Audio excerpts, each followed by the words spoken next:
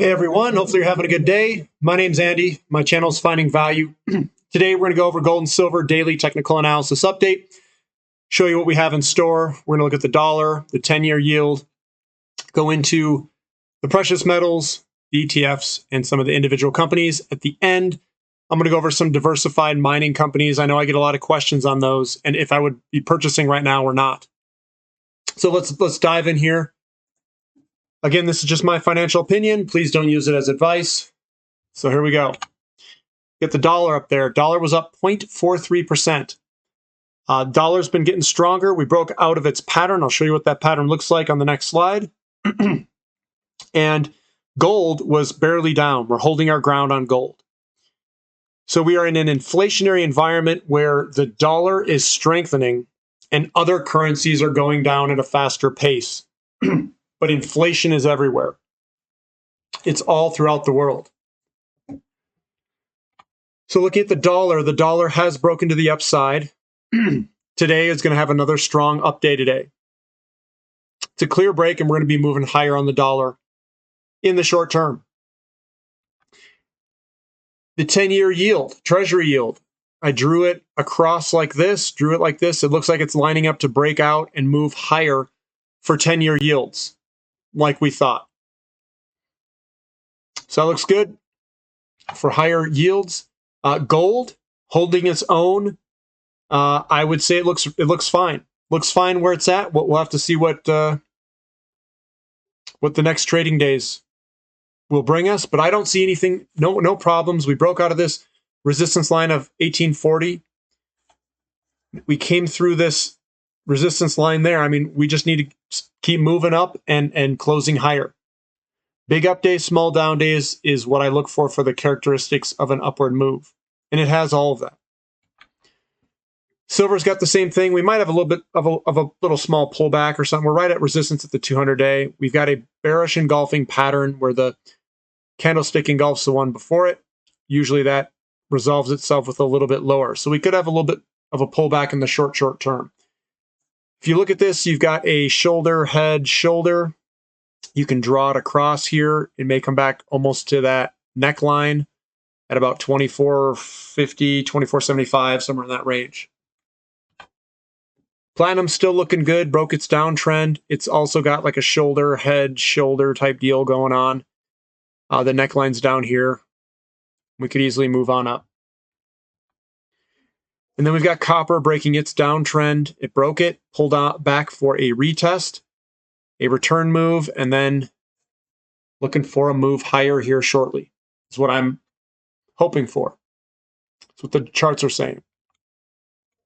GDX, again, we get these shoulders, head, shoulder type pattern.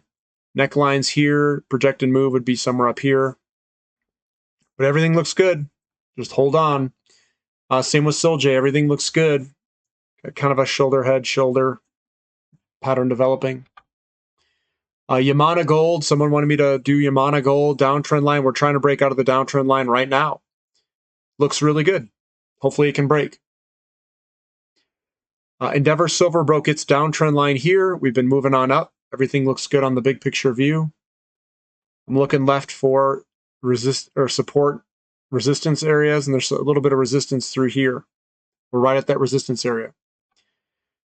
Newmont, we're at resistance here, trying to break through this area, right in this stickiness area, and then we'll hopefully get released from it and start moving on up. And here's Barrick Gold. Again, we broke this downtrend line coming through here, bullish engulfing pattern there to move on up, and we are moving on up. It looks good. We got some resistance through here at 20 to 21, all through this area there. Aftermath Silver looks good. It looks like we broke through this resistance area through somewhere in this area here. Came on up, doing a little bit of a back test, a little small one. And maybe we launch higher here shortly. Franco-Nevada Corporation, it's got that pattern that I've seen before where it puts in this V bottom and then just takes off. Here's a bullish engulfing pattern there.